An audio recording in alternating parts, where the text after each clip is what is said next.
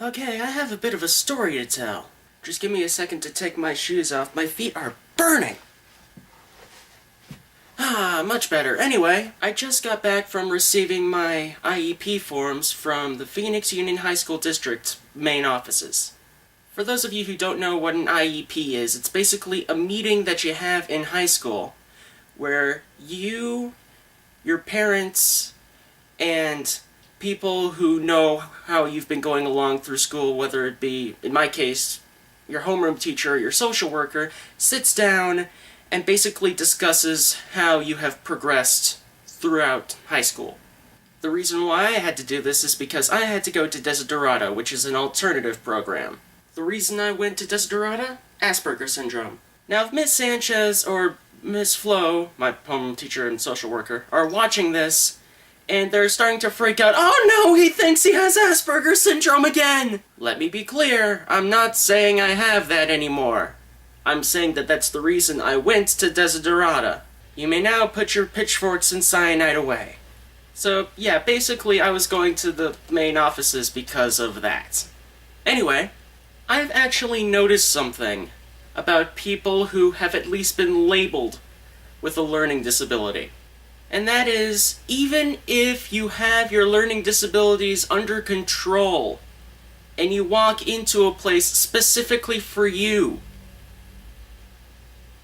you are going to act stupid beyond your control. Results may vary, but at least that's what happened to me. First of all, keep in mind I ended up leaving about half an hour after I woke up. So my hair was still like this, and I was still in zombie mode by the time I got there. It was horrible. I get to the front desk, and the person asks me who I am and what I need. Me being the social train wreck that I am, I said, I'm Chris Johnson. I'm here to get my IEP forms. So she says, okay, you go into the elevator and press LL. This is where the madness begins. As soon as I say thank you, I start walking towards the door thinking the elevator is over there. When in reality, I did not assess the situation before doing stuff like I normally do, and in reality, the elevator was right behind me. So I start thinking, here we go, and I go in the elevator, it starts going down, I open it up, I found something kind of funny. This is only funny because I am personally a pacifist, and, well, I think war is a pretty stupid thing. I noticed that right next to the special education department was the JORTC. So that's what you think we're good for, huh? For those of you who don't know, the JORTC is a class that you can take so you can join any branch of the military. So I go to the window right next to the special education department, I see a bell, and a note that says, ring for service. So I figured that I'm in a quiet building, I better not make too much noise, so I just tap it. It just goes, dink. And I don't think it made enough noise. I didn't see the person behind the window turning around, so I thought I'd hit the bell again. And of course, I decide to hit the bell a split second before the woman turned around. So she turns around and she hears ding ding, and I'm thinking, oh crap, she thinks I'm a jerk. Thankfully, she's a kind woman. And then she asked me for my ID. Of course, I didn't remember to bring my ID. Being that I'm in a building that runs schools, I thought she meant my school ID that I haven't worn in over a year. So I said, no, I don't have my ID, but I know what my number is. Because let's face it, my ID number was one of the easiest to remember. It had triple digits in it. It wasn't that hard to remember. So she talks to me like I'm a 4-year-old. You know that on the phone I talked to you about your ID. Are you sure you don't have it? Thankfully it was cleared up that I just needed to have my state ID, so yeah, thankfully I didn't have to go all the way back here. So she hands me the paper that I have to sign with all my information, who I am, whose authority it is to get these papers. Basically everything that needs a name is my name. I look down at the school information. There's an address for both where I am and where the school I went to is. Did they really expect me to remember the address of a school that, once again, I haven't been to in over a year? Thankfully, I didn't have to fill that out. However, I couldn't remember what day it was. I knew it was Monday, but it was May something. I noticed that there were blocks in the window that tell you what the date is. The problem is, today is the 19th. The blocks in the window said it was the 16th. I had to go up to the window and say, miss, is it the 19th? She says, yeah, I have to fix that. So she comes back with this stack of papers about that thick and says we don't have any envelopes.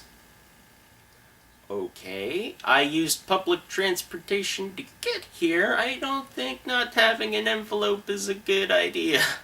I figured, okay, I'll just go upstairs to get an envelope. I start walking back to the elevator.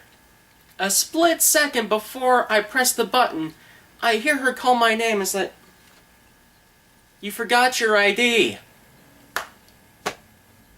And for those of you worried that I'm holding my ID up to the camera, don't worry. This isn't my ID. This is my Castles and Coasters card. I like the arcade, what can I say?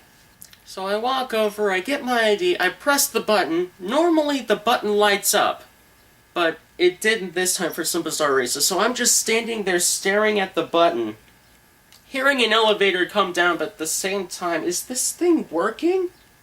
So finally an elevator does come down. I'm about to go in it, but there's this huge box in the way that's almost as tall as the elevator. And behind it there's this guy pushing a cart that the box is on. I just go right up against the wall. Somehow this makes me look like even more of an idiot. It's because he goes right by and says, "Oh, sorry." Okay, I may have over-exaggerated that a little bit, but you get the idea. So I finally get up on ground level, and I ask the woman behind the desk for an envelope. She gives me a manila envelope about that big. And, I don't know if you've noticed this, but if you have any size of an envelope, and you have papers about that thick, putting it inside the envelope is hard. I spent 2 minutes trying to get the papers inside the envelope and another minute trying to secure the thing. Hopefully I did a good job. I'll see if you can see if I did a good job or not.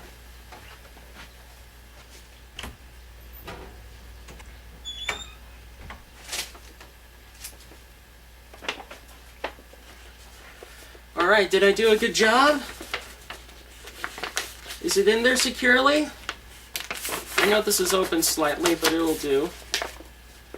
Is that good? If you think I'm gonna open this to show you what's inside, ha! Guess again! So anyway, yeah, that's my story of how I got my IEP forms, and looking like an idiot the entire time. Hopefully you've enjoyed this little laugh at my expense, and I'll see you in the next video. And I just realized it's been a really long time since I've said this, but this is WaluigiFan95, signing out. See ya.